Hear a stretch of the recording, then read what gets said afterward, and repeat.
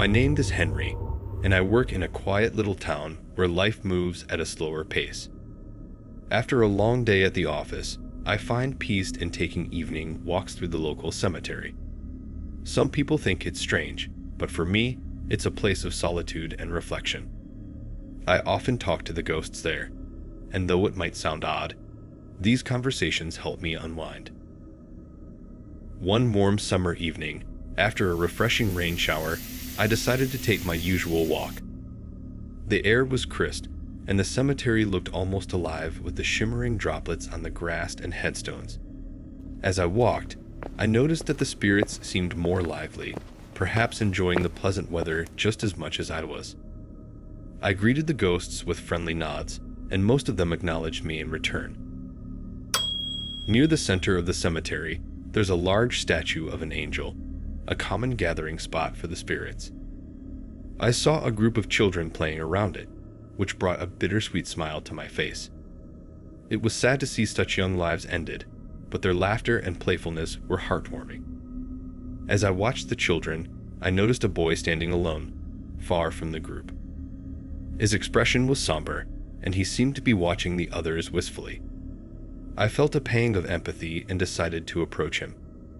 "Hello there," I said gently. "My name is Henry.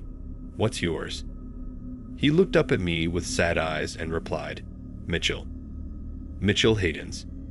His name struck a chord, and I tried to recall if I'd heard it recently.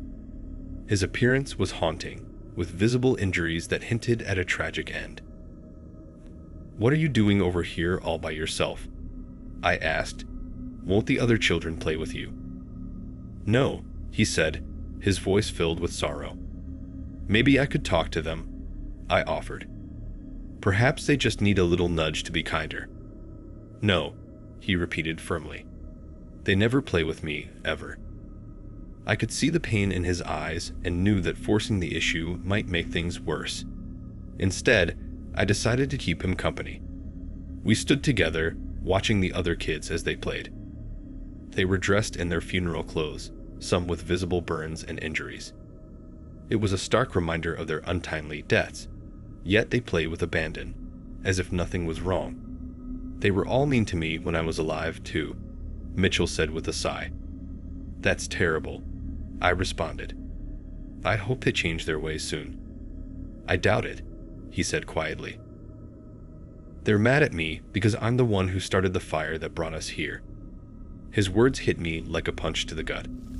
"You started the fire?" I asked, trying to mask my shock. "Yes," he said, his eyes downcast. "It was an accident. I didn't mean to, but they don't believe me. They never did." I felt a chill run down my spine.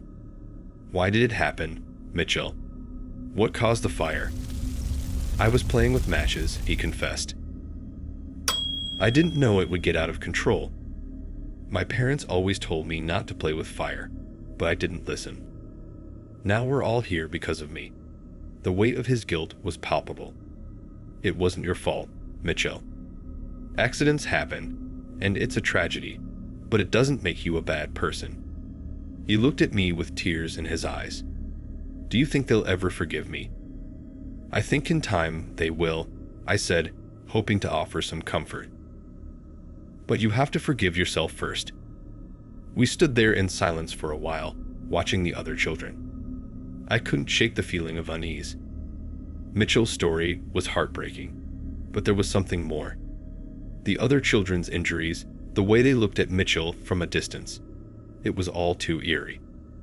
"Mitchell, do you ever talk to anyone else about what happened?" I asked. "No," he said, shaking his head. "Nobody listens." "I'm listening," I assured him. "And I believe you. But you have to find a way to move on, to let go of the past." "How?" he asked, looking up at me with hopeful eyes. "By remembering the good times and forgiving yourself for the bad," I replied. "It's the only way to find peace." As the evening grew darker, I knew it was time to leave. "I have to go now, Mitchell, but I'll be back. You're not alone." "Thank you," he said softly, "for listening." I walked away, my mind heavy with thoughts of Mitchell and the tragic fire. I couldn't help but wonder how many more stories like his were hidden in the cemetery, waiting to be heard. The spirits might be gone, but their memories and pain lingered, a haunting reminder of the fragility of life.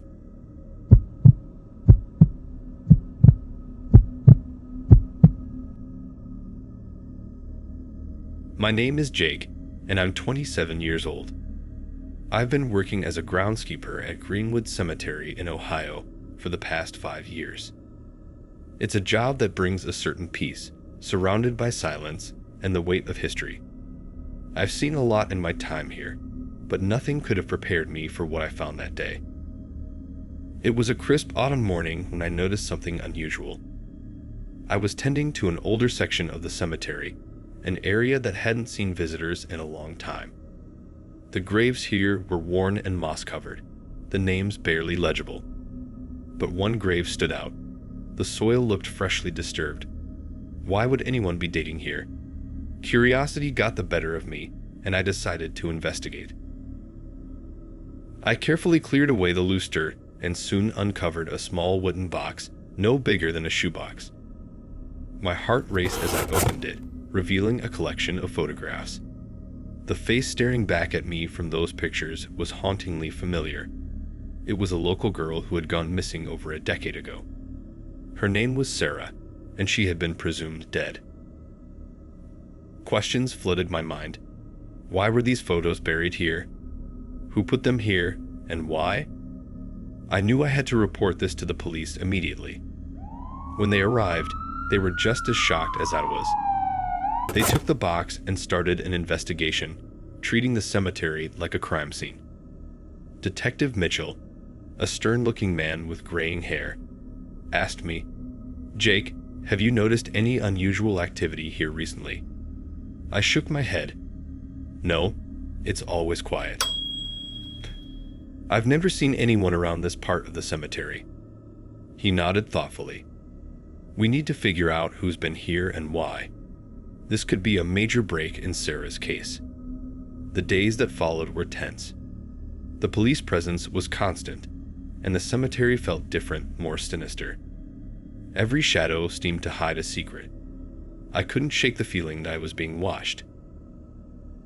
One night, as I made my rounds, I heard a faint rustling sound near the same grave. My heart pounded in my chest as I approached. "Who could it be at this hour?" I called out. "Who's there?" No answer. I moved closer, my flashlight beam cutting through the darkness. That's when I saw him, a man crouched over the grave, frantically digging. "Hey," I shouted. "What are you doing?" He looked up, his face pale and eyes wide with fear. He bolted, disappearing into the night before I could react.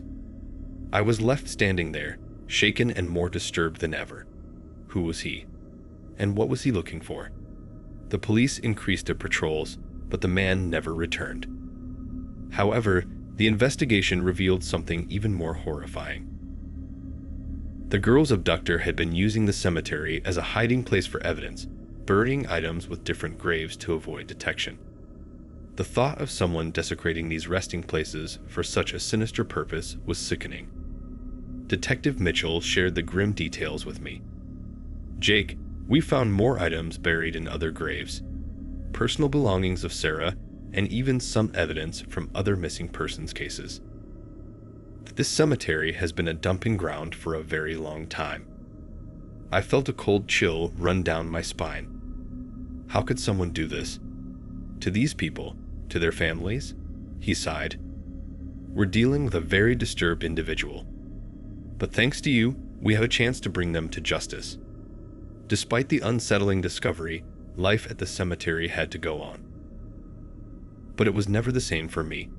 Every grave I tended, every corner I turned, I couldn't help but wonder what other dark secrets were buried just beneath the surface. The cemetery, once a place of quiet reflection, now felt like a canvas for hidden horrors. I never saw the man again, but his presence lingered in my mind. I often questioned myself, had I been more observant, could I have stopped him sooner? Years have passed since that autumn morning, but the memory remains vivid. I still work at Greenwood Cemetery, but now I'm more vigilant, more aware of the shadows that lurk. And every time I pass by that old section, I can't help but feel a deep, lingering unease, knowing that the ground I walk on holds more than just the remains of the departed. It holds the echoes of dark, hidden truths.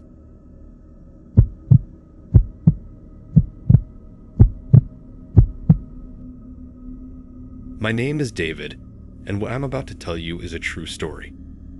It happened to me when I was working as a groundskeeper at Elmwood Cemetery in Kansas City, Missouri. The events still haunt me to this day. If you're easily scared, I suggest you stop listening now. This is not a ghost story. This is real, and it happened to me.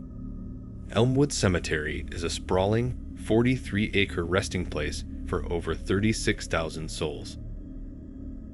It's a historic landmark, known for its ornate tombstones and grand mausoleums. When I started working there, I thought it would be a peaceful job. I was wrong. My first few weeks were uneventful. I mowed the grass, cleaned the headstones, and made sure everything was tidy. But then, strange things started happening. Graves that were clean the day before were suddenly covered in dirt. Fresh flowers left by visitors were found scattered, as if violently disturbed. At first, I thought it was just animals, or maybe some pranksters, but then it got worse. One evening, as I was finishing my work and getting ready to lock up, I heard a faint whispering. I tried to dismiss it as the wind rustling through the trees, but the whispers grew louder. Were they words? I couldn't tell.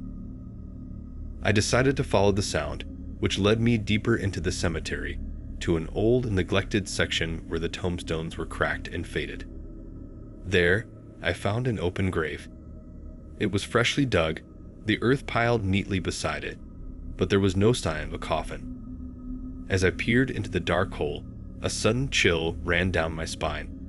I felt like someone was watching me. Was someone there? I turned around, but I saw nothing. Determined to solve the mystery, I started researching the cemetery's history.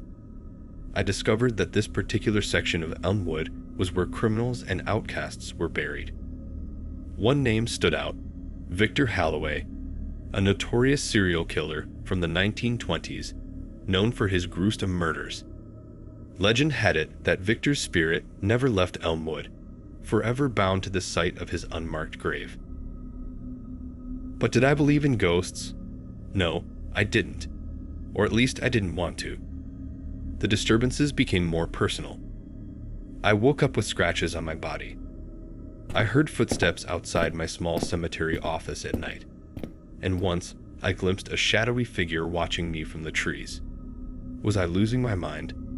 The final straw came when I found a series of photographs on my desk. They showed me sleeping in my bed, working, even from my childhood. Each photograph had a date written on the back, all from the past month. Who could have taken them? How did they get there? Determined to confront whatever was haunting me, I decided to spend the night in the cemetery. Armed with only a flashlight and a shovel, I sat by the open grave, waiting. Hours passed, and just as I started to nod off, the whispers returned, louder and more urgent. The air grew cold, and I felt a presence behind me. Was it him? Turning around, my flashlight flickered, revealing the gaunt, pale face of Victor Halloway. His eyes were empty sockets, and his mouth twisted into a grotesque smile.